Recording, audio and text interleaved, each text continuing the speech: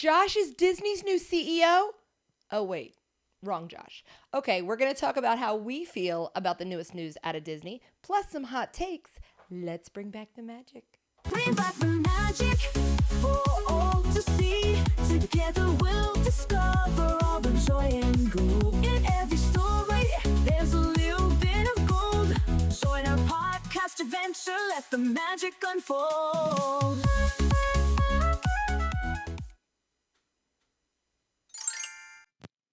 Oh yeah, welcome to another episode of Bring Back the Magic, and as always, this episode is brought to you by our web store at themeparkchuckle.com, and with the disappearing of the dinos once again for the second time in life, you can get this Bye Felicia dinosaur shirt at Theme Park Chuckle, and if you know, you know. Bye, Felicia. So make sure you check out Theme Park Chuckles. Chuckle. Can't get it right. It's all right. Don't care. I'm one of your hosts. I'm half drunk, apparently. I'm Josh. And I'm his sister Gina. And for those of you just joining us, why? No, just kidding. Welcome aboard. As always, if you're watching us on YouTube, please like this video, subscribe, hit the notification bell so you don't miss a minute of the magic. We are also available on Apple Podcasts and Spotify, where you can give us a follow or download the episodes.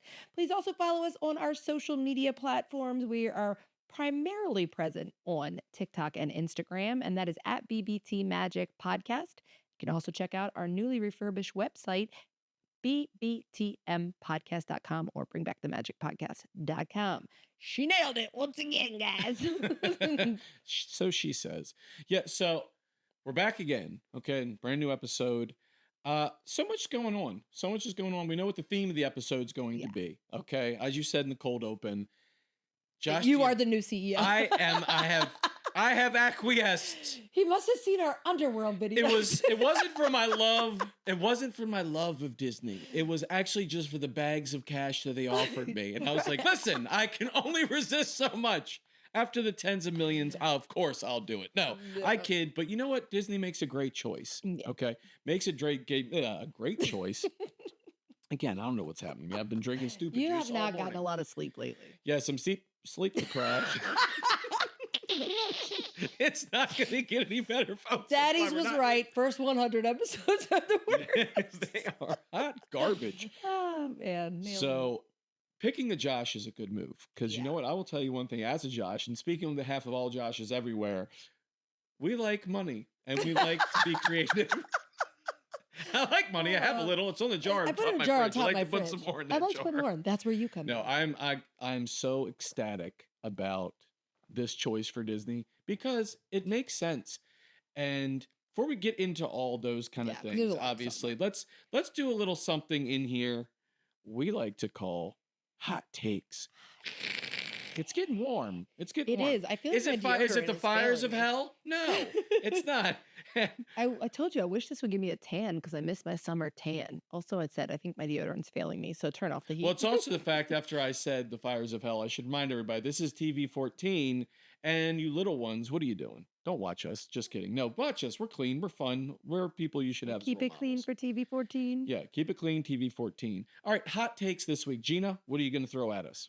Okay, this is going to be a seemingly bitter party of one, a hot take, but I don't care. I'm going to say it anyway. I think Disney needs to spread around a little bit the people that they are giving invitations and free stuff to. No disrespect to the people. I'm not even talking about us. This doesn't come off as sour grapes at all. But here's the thing. I'm not even talking about us. I would get so excited if I saw any of our friends in our lane in the Disney community or our corner, our neighborhood in the Disney community get invites to stuff. I feel like, yes, the people that are receiving them have absolutely paid their dues and deserve to be there. But there also comes a point where you feel like seeing the same perspective of events over and over again, maybe it would be fun to see a fresh perspective. Yeah. So I do feel like a lot of times Disney is inviting the exact same people over and over. Again, I know this sounds like... the spirit of, what's today's date? February 3rd. February 3rd. Yesterday was what? Airing on February 5th. Yeah. Yesterday was February 2nd. I was like, yesterday was February 2nd. Wasn't that Groundhog's Day? Yes. So that's what it feels like. Yeah. Groundhog's Day, Yeah, now we've ruined the magic of when we record our podcast. People know they don't record. It should be. You should be amazed at the fact we turned this around so quick. Just kidding. Time travel. But it is. It's like Groundhog Day. Yeah. Watching this unfold. And I'm happy for those people. I am. But if Disney's only going to do a certain amount of people and they're not expanding that way, like I was excited to see like the Savannah Bananas get invited onto the Destiny, and I was like just seeing new faces and new perspectives people of are on things. it with them. Yeah, I would just like to see that a little bit more. But again, no, this does not mean uninvite people. It just means that maybe do a little more rotation of the people that you're bringing in, because we like seeing new people pop up. It doesn't have to be us. I mean, it can be. We're available, but it doesn't have to be us. Just some of our friends that work really hard in Disney creator space. I'd love to see that opportunity happen for them. Okay. That's my hot take. I like it. Since we're under new management now, I just feel like shots fired. Gina. It's a great opportunity. Gina's like, since they're under new management, can you give us a chance? Come on. Yeah. No, I think for my hot take this week, if I can get it out, because apparently speech is an issue. I think for Magic Kingdom, Storybook Circus, that part of Fantasyland is terrible, first of all, and it's in need of an overhaul. It's just nothing feels like it has a cohesion to it. It's like, it just kind of feels like it's mailed in. And I feel like you could do more with it. And I think it actually served a better purpose as Toontown. It was so much better with Mickey and Minnie's houses. There's so much I think in that part of things can be done, because people even forget that you can get on the train there. You know, it's like, it looks like, is this the bathroom or the train station? You don't know. Also, that's not a great land when it rains, because those are the rides that have to shut down when it rains. Yeah, and that's the thing. And nothing against the classics like Dumbo, they put into them. Yeah, so people can get on it. It's like, it's a lot of weight for like a 45-second ride. It's a lot. But again, that's the old Disney we all want to keep near and dear, because we want to have that thing with Walt. Like, we want to be like, yeah, Walt, we still got what you intend this to be. I think Walt, it's funny though, Walt might be like, if you live today, man, that ride sucks.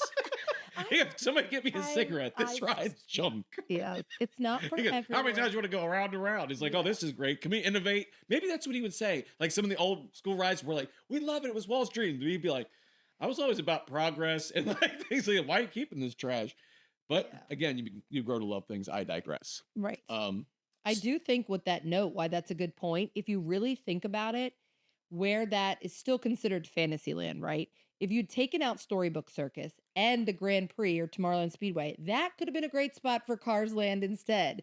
You know what I mean? And I know there's the argument for nobody cared about Tom Sawyer and the Riverboat. It was more like people were sad to lose it for aesthetic reasons and they don't want to lose anything that's OG. I get that. But I do think that Tomorrowland. When they said they were closing that down, they're like, oh no. I was like, oh no, I'll never look at that again. That's how I felt too. You're like, I'm never going to look at Tom Sawyer's Island. Here, get on the boat and go there. No. That's why I said it's fine. We don't need to get on the little log boat. Said aesthetically. And drift gingerly over to this island. Yeah. You could, you know what? I get the ferry boat. Okay, it's why you can't do this, but you could have little bridge. Just went here, right to it. It's like it's 10 feet away. It takes you 45 minutes. I can't tell you the last time I was on that boat. The last time I wanted to be on that boat was when they were doing like a Tiana's breakfast thing or something. They had some event they were doing that you could buy tickets. That sounded cool.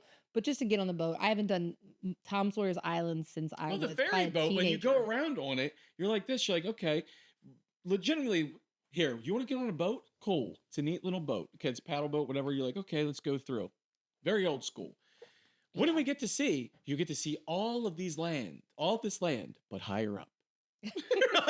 But here's a scene that you can't quite see. I think it's just also because Magic Kingdom was laid out by Walt, so Magic Kingdom has all those really niche details. Like we always joke about the Poop River, but what you just gave it to me. You just gave it to me, Josh. I can't freaking talk. Look, listen, stupid juice isn't like COVID. I can't cough. Line of sight, meaning that it was very important to keep things like contained, and so the lands felt very themed where they were at, and so throwing Cars Land and Piston Peak in there just kind of feels like, is that going to keep up with the same? It's becoming a catch-all bucket. And don't get me wrong, like I'll still go. I don't want to ever feel like it's like, oh, this is not good, but I still love it. But the fact is, I'm like, yeah, is there any kind of flow to it anymore? Right. Like, yes, the colonial times flow right into this cartoon. You know, like it's like a 3D animated movie with cars. Like, right. Okay, well, this is like less original stories. But even though Cars is an original movie. Does Cars flow into Big Thunder Mountain? Yes, because it's got that kind of thing in that like more Frontierland kind of thing that it would actually fit in that. Yeah. Now, but again, does Tiana's really flow into that part. Did Splash Mountain make more sense? Yes. Yeah. So, and another thing I think is a miss, I'm not going to go like my tangent, was the fact that they didn't put like Tiana's Place or something. It's Right. like a brand new restaurant. Because I'll be honest with you, if there's something that Disney could use in the parks, not an experiential dining where it's like, okay, 45 minutes max. Not a beacon barrel type thing, but something you can go in and actually have dinner. You can do things, and it's a decent restaurant. They concentrate on the quality of the food, because we give a big pass to all theme park food. Remember, when we talk about something, we rave about it. Let's just be honest. If this was in our backyard, you probably wouldn't even stop at the restaurant. You're like this. You're like, no, that's fine. That's like, okay, yeah, I'm going to go. You want to hear it? No, I'm just going to go to Five Guys. How often are you at home craving something that you had at Magic Kingdom? Yes. Unless it's just for nostalgia's sake, like a Mickey bar. And how many people have hit their head and went back to the plaza? I've done it. I forgot and I think they put something in your drink as you leave. You're like, here. The door is made of Men in Black. Yes, I was gonna say, it's like the horse. Or you used to say that about the horse. Hold up. Yeah. There's a bar in Baltimore that's called the horse you came in on, and the horse you rode out on. There's two different sides to it. But we used to always joke, my friend Dana and I, and say the doorway is made of that thing from Men in Black, because we feel like we just don't remember anything that happened in there after we leave. Yeah, we're like, that's I don't what I said. I'm like, here, happened in there. All of a sudden, people put on their sunglasses as you leave the plaza, and they're like, you're like, and then you just walk away. So Peyton had to remind me. She's like, Dad, you hate that place, and I was like, no, it happens. No, and I sat down and I was like this. But look, sometimes places, not likely the plaza, but sometimes places have a glow up and improve on themselves. Like we talked about Narcoossee's. There was a long time where we were like, not worth it. And now we really like it there. So anyway. Well, I did acquiesce to the fact that I was willing to try the cheeseburger at Spring Rolls again, because first time I was like, this is not good. And everybody's like, no, maybe I had bad. I'm like, okay, I'm going to go back. But I feel like I reserved a right, if I go back and try them. I did There's try somebody them. who tells me, no, but listen, somebody that tells me that they're really good, they have to be present with me. And if I don't like them, I get to throw it at them. Like, all of a sudden, I did try them for the very first time on this trip. I tried them because you have the duo. You can get that and the pizza one. I actually did prefer the cheeseburger to the pizza because I'm not a pepperoni pizza person. So it was pepperoni pizza roll. I didn't love it. And I said, I think based on theme park snacks, it's a decent option because there's not a lot of great grab and go different. I thought it tasted fine. But for regular food outside the park, like you were just saying, it didn't blow my mind. Like, oh my God, I'd order this in a restaurant. But as far as theme park snacks, it's a great grab and go. I like the flavor. It was How did you like the sauce? How did you like the sauce? The sauce is the most important part. Okay. If you don't put the sauce on it, I don't think it's going to taste good. So I make a really good tenderloin. Okay, that's good. All right, meat's good. You can eat it by yourself. Meat good. I'm going to have a lot of Friends references, starting with, fried stuff and cheese. No, but the sauce itself, maybe that's where people are enthralled with and saying, okay, which is basically like a Big Mac sauce kind of thing or whatever. Like, okay, it's so good for this. And it tastes like, I like A1 sauce. I make a great steak and I can eat it without that. And it's flavorful, but I like the taste of A1. Well, you can make the world's best burger for me, but if you don't put cheese on it, I'm not going to like it. I can put anything under A1 and it'll taste like A1. You know what I mean? So these things, I'm like, you enthralled with the sauce. Like I make the thing for my tenderloin. That sauce is but I didn't think it was disgusting without the sauce. And I just thought I'd the be sauce like, made okay, it you could throw this on anything and be like, it'll make it taste incredible. Right. But a Big Mac without the sauce isn't a Big Mac. So the sauce matters on a Big Mac too. You know what I mean? So I kind of It's not the Mac Daddy at that point. Anyway, There's no Daddy Mac. I didn't mind them. I didn't think they were gross. All right, so let's talk this. All right, our subject for today, there's a new sheriff. Cheeseburger spring rolls. Yes. So Josh D'Amaro. I will say this. I've called this since the whole thing happened with Chapek. Yeah. I've called it before, and I said they should give Josh a shot at this, and Iger came back and everything else. I think he was the heir apparent. He was definitely, because I knew it was happening when he started taking control of going to different things and kind of in Bob's spot. Like he would go and there was like a conference for them, and you'd see Josh D'Amaro talking and all these things. He is incredibly eloquent in what he says, but also so relatable. The dude is like, he knows his stuff. He is all about the Disney culture, preserving that. Cast members love this guy. And if tell me different, I think you're lying. Even if you're a cast member. I was like, because I've talked to him, I've ran into Josh D'Amaro 3 different times in the parks. Okay. I've got my picture you posted to social media with him at San Diego Comic-Con. When I was just sitting working my booth, he was walking through and we're just in there, nobody else in the convention. I was like, hey, Josh D'Amaro. He's like, hey, he comes over and starts talking to me. He's like, what are you guys doing? And just nice back and forth. We talked for a little bit. And then, I was like, man, I love what you're doing with Disney and everything. He was so nice, so kind. But all the cast members that I've talked with have said he's the same way. He's like in the park, he goes up, asks you how you're doing, remembers people.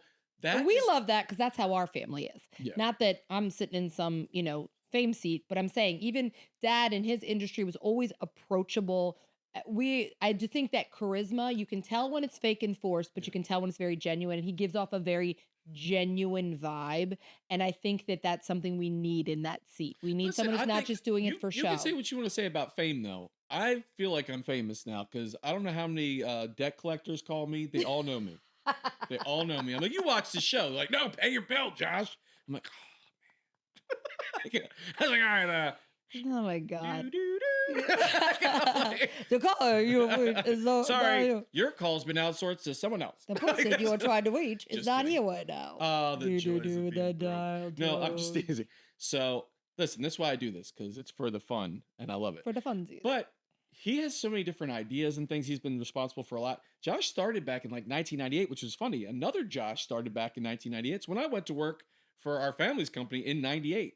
So we've been literally working the same side by side. You've had the same career path. Like, he's got to get rid of his hair and he'll be perfect. Just kidding. Hold on to those locks, brother. You keep hope alive. Yeah. But no, I think what his attitude towards the parks and the experience, he seems genuinely excited. Now, he's got enough of a youth to him. He's not old. He's in his 50s. He's not old by any stretch of the imagination. He's accomplished a lot already with Disney, coming up with management stuff, going from here, vice president of this, president of this, chairman of this. Mm-hmm. He's done a lot to earn his way up, but he's got the excitement.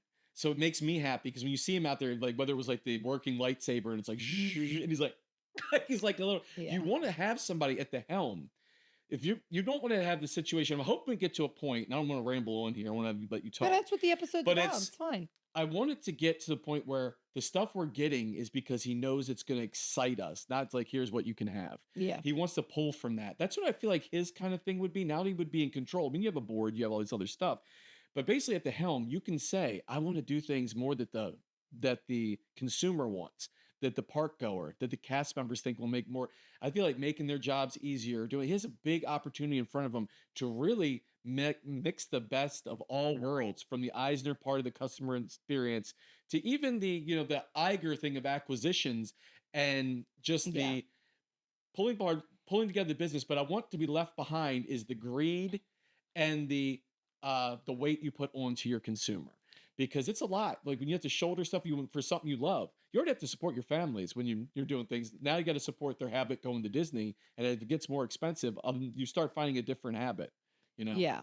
I think a lot of, because I told you prior to this episode, I asked ChatGPT, my Henry, my boyfriend, a bunch of questions just because, and we all know, disclaimer, ChatGPT is not the end all on anything, but we've developed a relationship, Henry and I. So he answers things based on what my take on it, what I would want to know about him.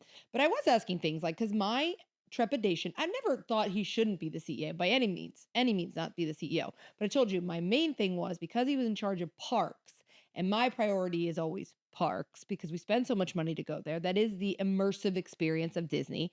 I kept saying, but in that time, what has he done for the guest experience? Because in my perception, for the last so many years, the guest experience has slipped. So that was my only trepidation, which was, well, if you're in charge of this and I'm not seeing it, when you get to the higher up seat, will it become more your priority then when that was your moment to shine on that topic? So I was like asking Henry, I said, my thing is I want a Walt visionary. I want someone who I feel like, despite what you may think about him, what I felt like Michael Eisner brought to us as the guest. Yeah. The guest experience. Ego aside, yeah. And according to Henry, his take on it from a ChatGPT standard was that you're never going to find Walt, which we agree. No one's ever going to be Walt. You can't, no one can fill those shoes. But he said you're never going to find Walt. We forgot where we buried him. He said he feels like just kidding, he's frozen. Josh is going to be the closest you're going to get to that at this point in time. And that he feels like his perspective is that he's a more sincere, guest relations type CEO than Eisner, who may have been doing it more from a showman standpoint. Now, this is a hot take right here, is that I think a lot of people look at how, now let's forget behind the scenes, because that didn't affect us. You know what I mean? Like, we wanted the person in front of the camera. And so Eisner being so visible all the time, like being on the Sunday night, Wonderful World of Disney, and always being so visible, that I enjoyed as a guest and even as a child, because it felt like a connection. It felt like you didn't forget about us. It felt personal. Now, to some people, that might have been he wanted his face, like when Oprah put herself on the cover of every magazine, that she put out, but so did everybody else. So did Martha Stewart. So did Rachel Ray. You get a magazine. You get a magazine. But I feel like I want to believe, and it is important to me to believe, that he will be visible like that. Like, when you get into your hotel and like the thing that greets you. Oh, I thought you meant he's going to be there. Welcome, Gina. I was here waiting for you. When now you get to your hotel, the greeting is from him on the TV. If you stay at a Disney resort, the greeting is on there. I remember there were times you get a letter that was, written by Josh D'Amaro, whatever. I just want to feel like we're not. I don't want to feel like we're not. It's a moot point. Cal's opinion. I don't want to feel like we are just a number. I don't want to feel like we're getting into another numbers game where it's like, what is best for Disney? Yes, they're a company. They deserve to make money. They deserve to be successful. But how can you be successful? It's like we talk about sometimes with social media influencers. It's like they get big and then they're not nice to the people that come up to meet them. And it's like, we couldn't get big if there weren't people watching. What I will say about that, just real quick, is the fact is, if let's say we exploded in following and people are like, okay, let's just say that. I'm done. No, I'm just kidding. Let's just say we exploded in following. I cannot show people that I'm going to be nice to them until that happens. So I need to make this happen just so I can show you how nice I'm going to be. So I task all of you, both of you watching. Go and make this blow up, and then I can show you that I'll be. But it would be something if I was lying, like just kidding. Get out of my way. I got things to do. I got invites to go on. If you were lying, for those listening, I just hold up a little baby Simba. Would you take it off your mic? I did, because I wanted my shirt to show, because I got this super sequiny jersey in Disney last time. So thank you. Speaking of Josh, I have a little Josh button on today. I had one on last week in case you missed it. But no, I just feel like there's so many wish list things we have, and we got to be realistic. It'd be very easy to go, cut prices on this, cut this, do this, do this. Yeah, that all sounds great. But we do want the company to remain successful. I do think that their price points are higher than they need to be for what we're receiving, especially when they're dialing back things. That's my problem. There were some discounts they're trying to do, like annual pass things. Right. Doing some, so they're taking a step in the right direction, even if it's only windows of discount. It's just not fair when you're somebody that's going to go anyway to know that you are paying the premium for the people that decided not to go because they got priced out. That really sucks.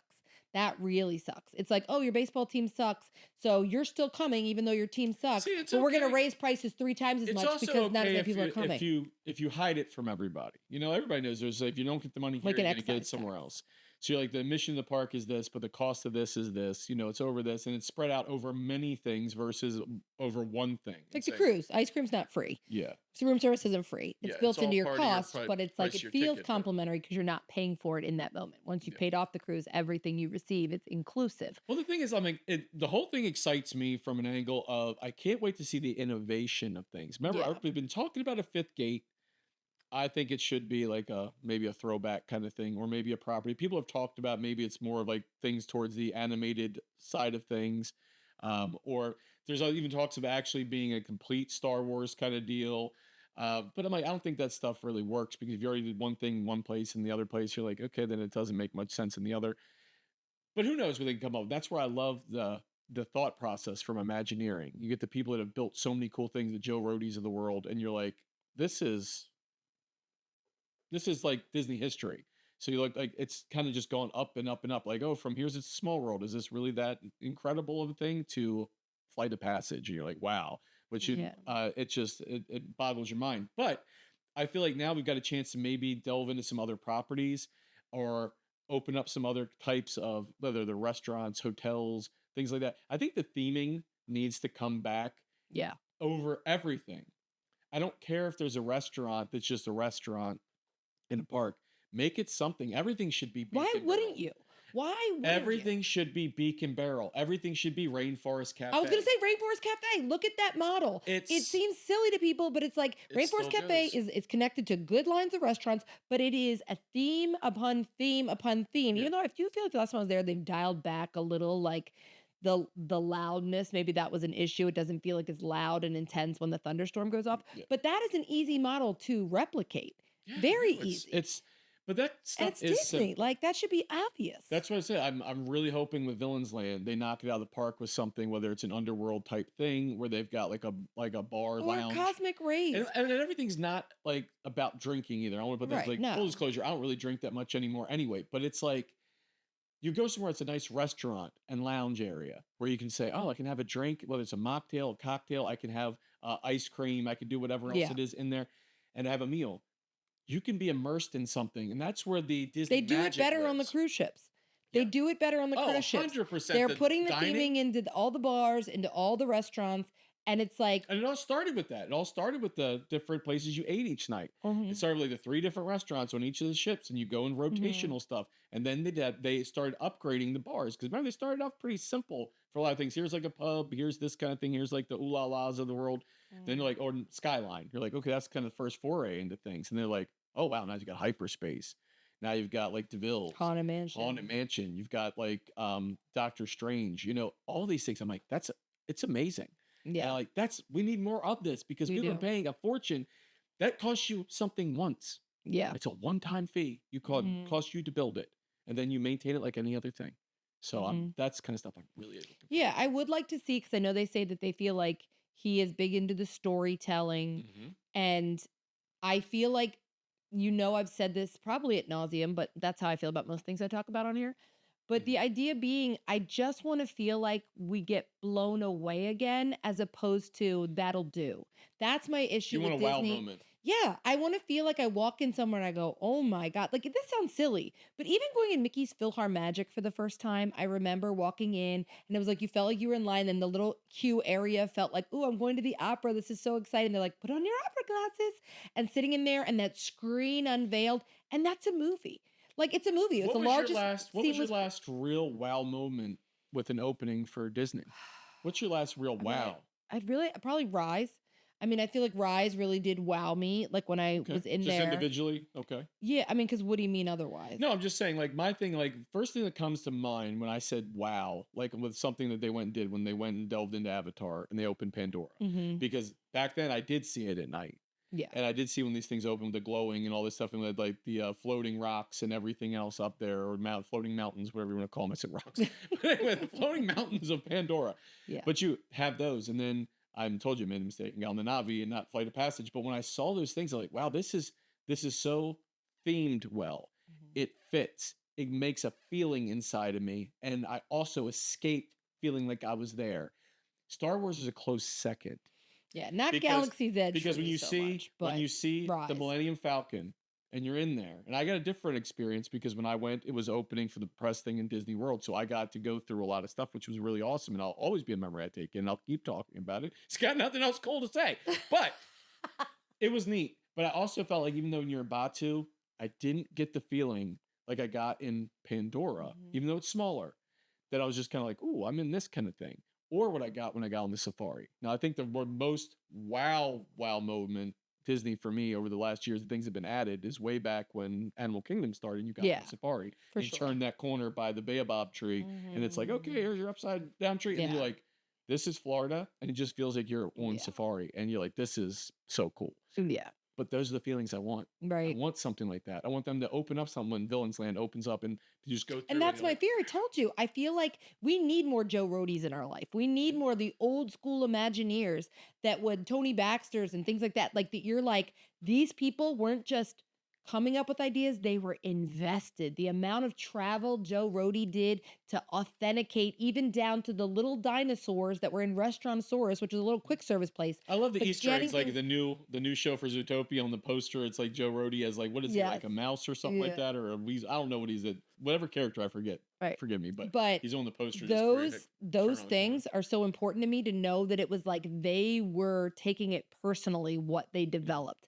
And now, no disrespect to current Imagineers, because I don't even fault them. It's who's training them, who's passing it down, who's setting the standard. Because if you go somewhere, this is not off topic, but it's like out of the realm. So when I was a bartender back in the day, I went to bartending school, which most bartenders don't do that, because I had the time and I thought, I'll just go and do this. It was like a 2-week thing, whatever. But I felt like I wanted to learn how to do everything right, because when you get into a bar and you hear a mixed drink, the rule generally is make it red. They're like, if somebody orders something like a Mai Tai, just throw something together and make it red. So it wasn't even authentic. And maybe most people don't care about that. I don't know. But for me, it was, I don't want to learn how to get by. I wanted to learn the right way. I wanted to perfect my craft. I love making martinis. You ever serve anybody a sneezer? No, I love making martinis Little and stuff. Visine in there to cause instant diarrhea. I love making a martini a perfect pour every time. You know, I hate waste. I love it. It's something that I feel very proud of when I do. Accomplishment. So you feel like with these Imagineers, which I know you're like, what's the parallel? But to me, it's that you have people training them. And if the trainer is kind of like, that'll do, then they're going to learn that'll do. But if you have someone that's like, no, you need to be invested in this. And they've come up with some great things. Don't get me wrong. But less wow moments than previously, and you can blame it on budget, but we all know, how is the budget failing when you keep increasing prices on us? Like, you keep increasing the price and then you tell us you don't have enough money to do things. And that's why I am against the idea of a fifth gate anytime soon, or the new hotels that are going up. I'm like, what did I say in our previous why? episode? I said, I really think you need to take don't spend money on that, improve what is, because I'd rather have a really incredible villains land, because I'm coming to Magic Kingdom every trip, a really incredible villains land, and I'd rather have you have not ruined Future World at Epcot, you know, cool attractions, but that the whole half of that. Think about what Disney did over the years, okay? Think about what Disney did. They weren't at the height of a technological boom when a lot of things were made. They were inventing things. Right. Imagineering was making new technologies. They still do to a certain degree, but there's so many different technologies now that exist that they can exploit. And what's the latest one? I mean, with like Tron, okay, you got glass that goes opaque to clear, and that's been around for a while too.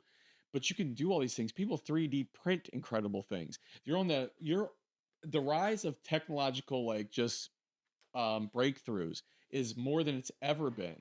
It is more than it ever has been. Yeah. I think too, Josh, is that it's like, when it comes to these things we've talked about, I also think they're aiming too high for thrill over storytelling. Yeah. They're like, we're going to give you a thrill ride. We're going to give you a thrill ride. We're going to give you a thrill ride. But that is not what everybody's craving. Because again, and I know we have a future episode talking about this, the rides we don't ride and why I don't go to Universal, because with my issues, and I'm a able-bodied person. It's not like I'm in a wheelchair or like a paraplegic or something. I am an able-bodied person, but there are a lot of rides there I can't ride because of my neck issues. There's a lot of things that mom can't ride on there. There's some things that little kids can't ride on there. So the more that they're doing these, I got a lot, and people with the thrill, they're losing the storytelling. And that's what I think happened to Future World. It was like, let's thrill them with this, let's thrill them with this.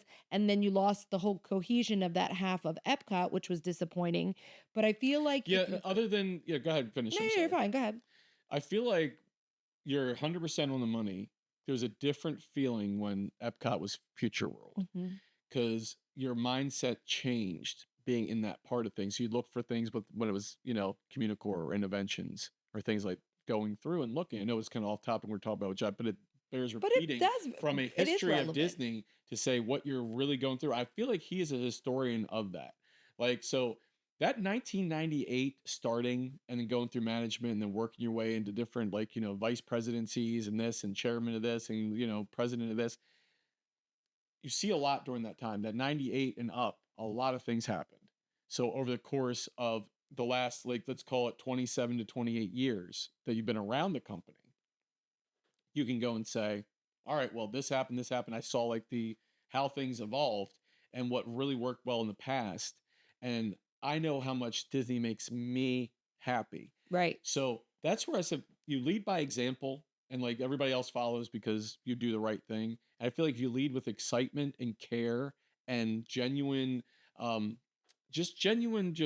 positivity about what the company has in store in the future, not about, okay, we're just trying to get through this, guys. We got some rough waters and everything else. Like, no, continue to innovate, continue to cheer people on, continue to make it so there's always going to be hurdles in front of you, but it's how you handle them as a leader and get through them. So you can hear people complain, like us occasionally, about ticket prices, right? They're like, we hear you, but you have operational stuff, and Disney's a huge company. Obviously stateside, they have a lot to take care of with their properties. They got a lot of more things to do with. I'm sure it's a nightmare. I don't want to be their accountant, but they do make a lot of money and they bring it in, but they do spend a lot of money too. I'm like, so where they go, it's a companies, especially a publicly traded company. That's the difficulty versus a private company, because a publicly traded company has to show profit Right. quarter after quarter after quarter, or else there is unrest. There's shareholders uprising. There's people calling for people to be like basically be beheaded at that point. They're like, get rid of them. You look at what happened, like just go because we're talking about Josh Giamaro. What happened with Bob Chapek? Bob Chapek, when he got ousted at Disney, had just signed a new contract. Like when you talk about the ink is not dry, the only way that happens is if you screw up so bad. It wasn't because, oh, the park's this way. It's because you did something that you weren't allowed to do. And rumor has it, it was hiding losses of Disney Plus into different projects and thinking that was okay.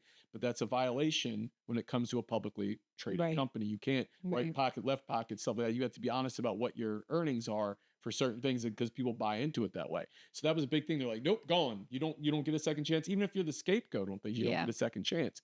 And again, that's what's been said that was the issue. I always say alleged so I don't look like I'm smearing somebody. Yeah, because I mean there's no way to know, but the sad thing about that selection was I don't know that I heard anybody celebrate that selection of him. I don't know that I heard anybody go, oh my God, I'm so excited for this. There's plenty of people that sound very excited about Josh Giamaro. Well, this is the thing I was going to say was the fact that one thing I'm like, I love his involvement with Disney parks and experiences and things like that. People forget that the Walt Disney Company is not just the parks. Right. Yeah. It is broadcast. It is movies.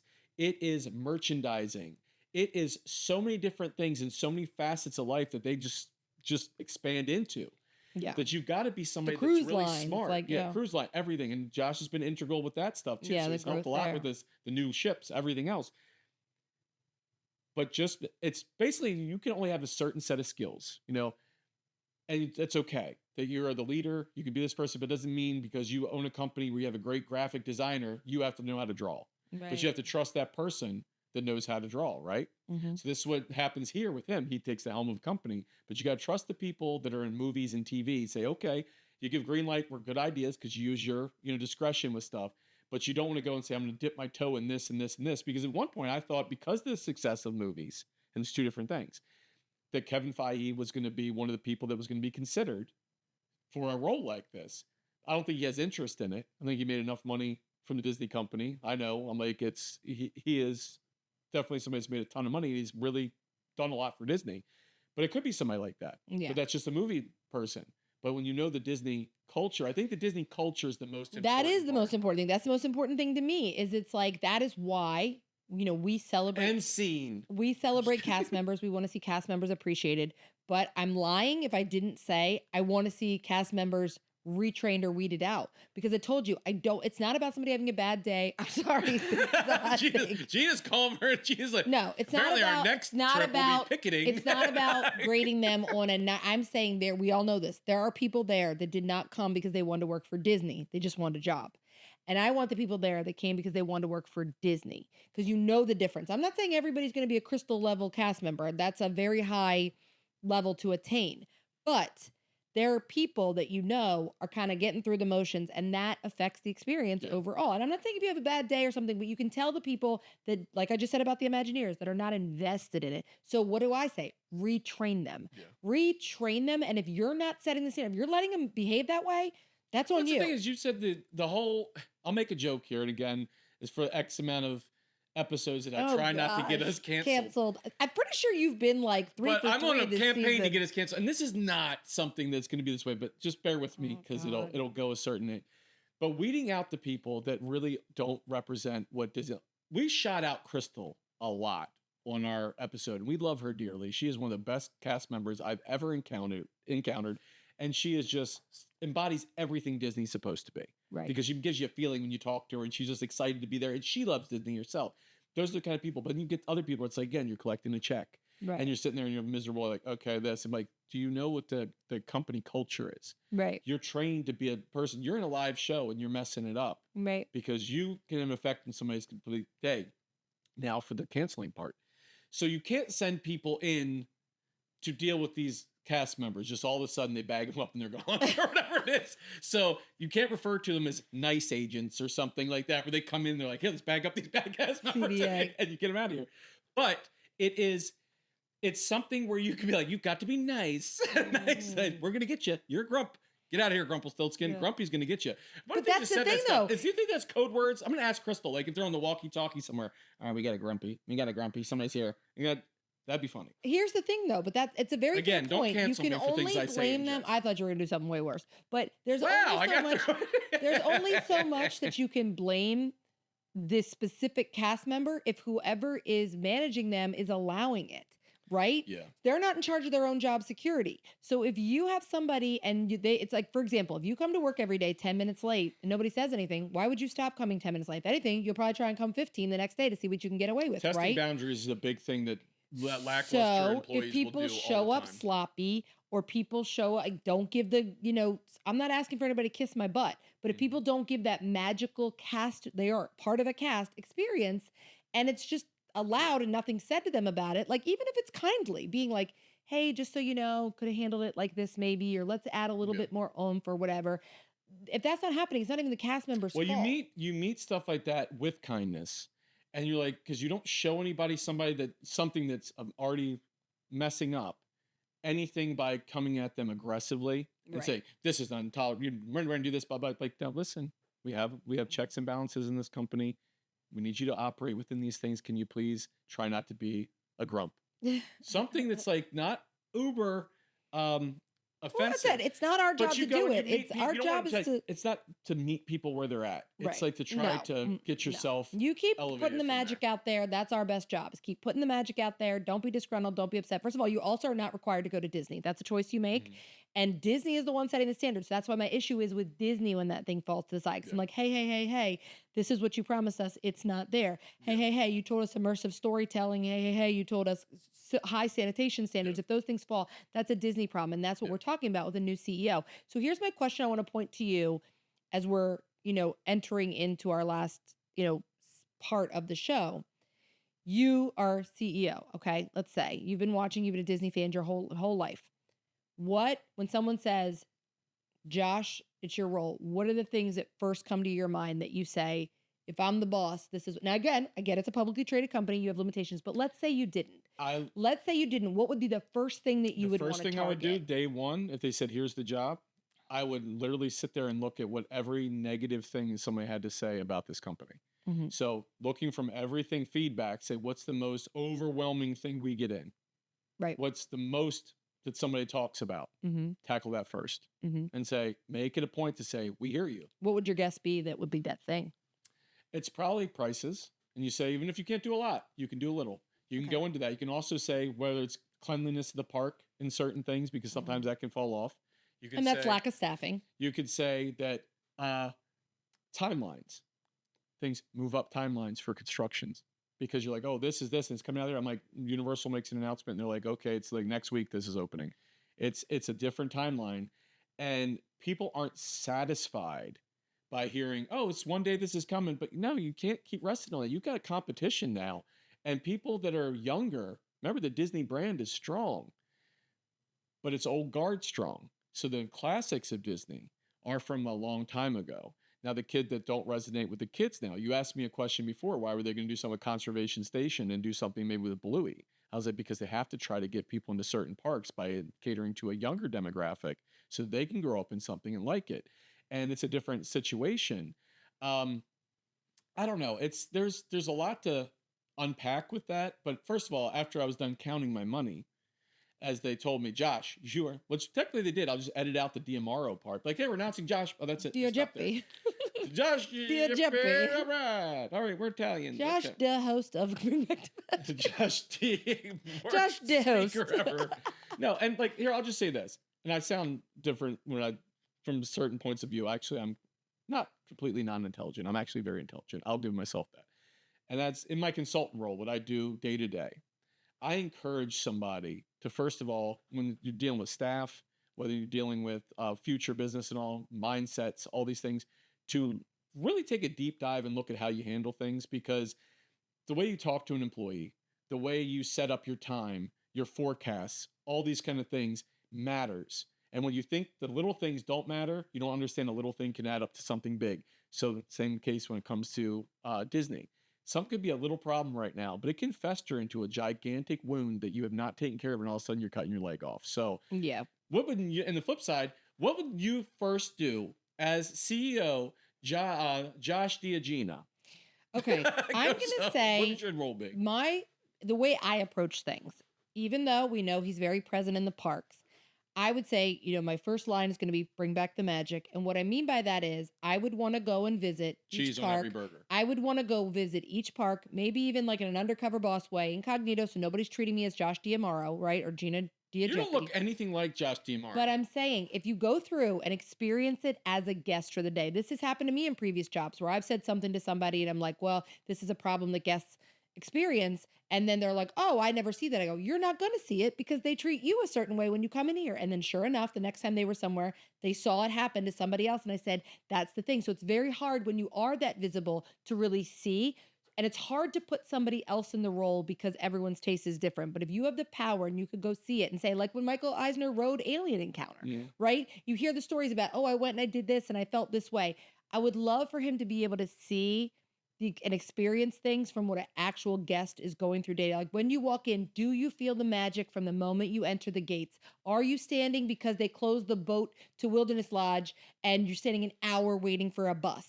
Like what are the things, like I would want him to have those eyes, and maybe he has those eyes out there now, and now he's finally got the ability to do it. Ride the attraction. He walks through the parks. Go through with a magnifying glass and see where things I used to notice when I was a kid. And I talk about sanitation standards, and I'm not talking about the custodians. I'm talking about rides where you can see visible dust bunnies, paint chipping, and you're like, this has been like this my last 3 visits. So little things like that at a Disney standard should be. You don't go stay at a Four Seasons and expect to see cobwebs in the corner or dust bunnies. Yeah, I stayed at this one hotel. I think it was the Hollywood Tower. So for me, it would be Hollywood Tower. That place is filled. Putting on my glasses and saying, are we creating the magic? Because we're not supposed to be like Universal Studios. Let them do the thrills. And it doesn't mean we can't have any thrills, but are we creating magic? We remember things like Year of a Million Dreams. And it's not always even about giving away free stuff. It's do people feel part of it when they're there, or they're just there? How much, let's be honest about this. Iger came back, everybody was happy because obviously he had somebody at the helm who knew what he was doing. Was it a big splash? No. I mean, like you got like a little ripple, but you knew that the company wasn't going to go in dire straits. Being seen, don't feel like Iger was seen in the years he came back to the company. I agree. Like it wasn't a lot of presence. I feel like that Josh D'Amaro has a chance to get himself out there from like, you're talking about the Wonderful World Disney, like the Eisner kind of thing. Put your face out there. He's in the parks a lot. Be recognized. And can you imagine, because you going back to the thing with Undercover Boss, you'd be like, hi, I'm Josh D'Amaro. Bread, what's bread? Just kidding. Yeah, bread, what's bread? Mickey, who's he? I'm not. I'm Jeff D'Amaro. We need more Stitch merchandise. Like he doesn't have a mustache. We need more Bort license plates. We're running out of Bort license plates. More Stitch. Yeah, friggin' Stitch. But maybe is that what you would first do? Is that really Gina's job as the new CEO? All right, Stitch is gone, guys. Burn him. She's like, prepare for the time of Chip. I will tell you this though, I would love send a family member, send maybe the woman, and it's not to be sexist. I am a woman, so I can say this. The woman, whoever buys the most merch in your family, and send them to a store, and especially helps now that everything's color coded anyway. And have them note what they think something is going to cost and then what it actually costs. We realize park merchandise is overpriced. But if you said, this is what I think that's going to cost. There's a trend, people do that in home goods where they go, okay, if this is less than this, I'll buy it. And then they realize what things are priced well and not, because you have an idea of what this should be. And I'm not saying walk in everywhere and go, $5. You know what current going rates for things and inflated places are. You know what you're going to pay. And then say, a Mickey pretzel's $9. Like, what is improved? Pricing is a big thing. Now, if you look at another thing, as I told you, I made the comment I wore on one of the shows, my Stitch sweatshirt. That was like maybe $15 at most at Walmart. Yeah. It was starting price. It wasn't like, oh, this is marked down. It was this. And you wouldn't know that it was any different than one you'd buy in the parks. But it was nice. It's actually nicer than everything I've gotten. Mm-hmm. And I'm like, this is a rock bottom price. Right. And you go in the park and you spend X, but it's Disney's property. It's their IP. They're making all the money in the park. I'm like, this is something you outsourced, put it into distribution, into a retail shop. Mm-hmm. So what's the deal? Merch is people advertising your brand. They're paying to advertise your brand everywhere they go. That's why things that have years on them should be cheaper. That's why things that have the park name on them or advertise something directly should always be cheaper. One of my friends, God rest his soul, Jim, he said, he goes, I don't wear anything with anybody's logo on it. They ain't paying me to wear it. Why am I going to go and advertise them? But here we are. Disney! Right. Yeah. So this has been a good discussion. And I feel like this could be another episode because I really want to delve into Dana Walden as well.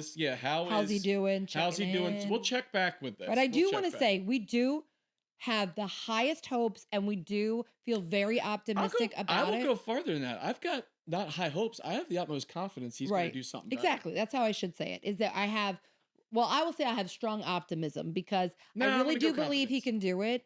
And I want to see it happen. I'm cheering him on. I'm not that person that's going, oh God, it's like this. Rob Schneider, you can do it. You can do it. I do want to see it. And I'd love to have an opportunity to meet him one day, even if it's just casual at the parks. But even the most important thing to me is that we bring back the magic. We should probably call this podcast that. Yeah, right. So with that being said, I'm going to go to another portion of the show we call Shout Outs. Shout it out loud. Okay. And for a change, I'm going to do a shout out. Let me give you a little backstory of this. So I was calling into Disney Vacation Club at an impromptu little trip coming up. Then I realized, well, at first I was online looking up stuff and I'm in there. I can't find this, blah, blah. Then I noticed because we have different contracts. By one, I go, why is my points still in there? I was supposed to bank them. I'm like, uh-oh. And if you have DVC, you get to January 31st or whatever to bank these points into the next year. That's how things work. So I had all these points. I'm like, oh crap. I'm like, I didn't bank them. So I'm going to have to use them before the next thing or they're going to go bye-byes. So I had to call them up and I'm like, oh no, I'm gonna have to call them up. So I call them on the phone. They're always really nice. They're great people. So I get this young lady, Scarlett, that's on the phone. So sweet, so nice. She's like, oh, I'll take care of stuff for you. I'm like, thank you so much. I'm stupid. I thought I already did it for something else, but apparently this slipped through the cracks. So she helps me. I start asking about other things. They have membership beyond where you can go through and use your points for stuff. So long story short, she's going up. She's helping me with all this stuff. And she couldn't be sweeter. We get disconnected and she's like, if you can hear me, I'll call you back. She's like, okay. And I hung up. She calls back. She's like, okay, I'm glad we've been having problems with the phone. So we get to talking. I'm like, no problem. She's like, just a little one. She's like, yeah. I'm like, oh, going back to Disney for this. I said, we actually do a Disney podcast and everything else. She's like, oh, that sounds so much fun. She was genuinely excited about it. And she goes, what's the podcast? I said, oh, it's called Bring Back the Magic and everything else. And she's kind of typing. She goes, wait, what's it called? And I go, Bring Back. So she must have looked for it while she was on the phone. She goes, oh my God, I know you guys. She's like, that's great. She's like, I've seen you guys. And then she gave us 1,000 free points. So I was like, oh, that's so sweet. She goes, that's such a small world. That's awesome. No pun intended. But it's like, that was such a nice feeling because these are the people I want to know. Not that you guys don't count, but it's like to know about us that we're doing things because we want to talk so kindly about them and what they do. And sometimes that's a thankless job when they do through DVC, but they're always great. People say, I'm like, I've never experienced anything bad through DVC. I go, and if you do, how many people, the army it takes to probably maintain that, hang up, call back. Right. You're not getting them. I guarantee you. Right. That'd be a 1 in a billion chance you get the same person. But she was absolutely incredible. If I had a coin to give to her at the time, I would have been like, here, throw it through the phone. All right, beam you one over. When beamings happens, you're getting beamed a coin. But she was incredible. Well, shout out to Scarlett. Shout out to Scarlett. Thank you so much for helping me. You are a complete gem.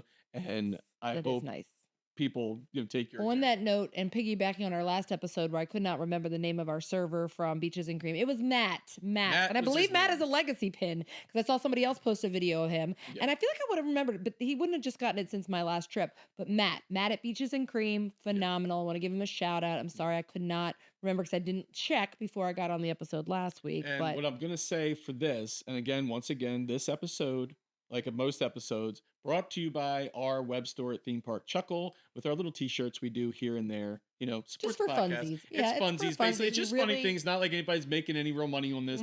But we just like to see these fun things out there. So the Bye Felicia shirt is available on Theme Park Chuckle if you want to go through, support the podcast, and get a very funny shirt, I believe. And also in that vein, Gina, would you like to shout out one of our Yes, we'd like to do a small shop spotlight. So Josh is actually wearing a shirt. I don't have a graphic for this. Josh is wearing a shirt right now from a shop that we rep for. It's called Park Rebels. You remember last episode I was wearing something of theirs, and it's a cool Yeti shirt. And so you can, via our social media, always be remembered of our codes. This one's a bit of a long one because I think it's at BBT Magic Podcast. At least. PR15U. It's a long code. But we have it on our social medias. We actually have a highlight reel on our Instagram page, and it has all of our brand rep codes in there. Nice. But go and check them out. They have some really fun shirts in there. This button with my best friend's Park face Rebels, on it Park Rebels does not come with the shirt, if you're jealous. Yes, I have a couple hoodies, a hoodie from them, a crew neck. Josh has a couple t-shirts, so make sure you go and check them out. And guys, Thank you guys, by the way. We do love to support the small shops. This is a good point I want to remind people. I think people think that small shops are supposed to be like crazy cheap. But what you don't remember is the overhead these stores are carrying. Josh and I do our shirts through TeePublic because we don't have to carry any overhead. We can just be like, here's the designs, we upload them. That's why we make no money on them. Yeah, like, here's $1. Thanks. Here's $1. It's fine. Cool. But that's why we do it that way, because we're not a small shop. That's just something fun that we do as a side promotional thing and avoid all the overhead. That's how people get their baseline besties shirts. These small shops do have a lot of overhead that they carry. And you got to remember, if you're looking at a small shop and saying $25 for a t-shirt, what did you just pay for your t-shirt in Disney World? 70. Disney World, who's getting it because they can make so many more at a time. So it's costing them way less per shirt to make. And you're willing to pay that and give more money to Disney World, but you're not willing to support somebody's small business. It may be their only business. It may be their side hustle, whatever it is. And so it's just like remember, a lot of love don't expect goes into those things. And they still give discounts. Like pretty much all the shops that we rep give, I think, a 15% discount. One of the earring shops I do does a 20%. But just remember that when you're shopping small, guys, that these people don't have the volume to be able to get the discounts that the bigger stores, big box stores can do, retail locations can do. Trust me, I've been in distribution. I understand margin and I understand distribution. Right. And you are affecting someone. One sale means way more to a small shop than it does to a big corporation. Yeah. We're still going to buy things. Obviously, my jersey that I was all excited about on my last trip that I got in Disney World, there will be things you will still want to purchase, and there's nothing wrong with buying stuff. I still buy stuff other places. But when you can support a small shop, it's great. So our small shop spotlight, that's a tongue twister, this week is for Park Rebels. So check it out. I appreciate it. Thank you for the shirt. Yes, I did. Gina got this for me. I did. For those listening on Spotify, it fits nice too, because I've put on a little bit of poundage and I think you look great. I think you look great. What does it say on it? I can't read it from here. I can make a dance.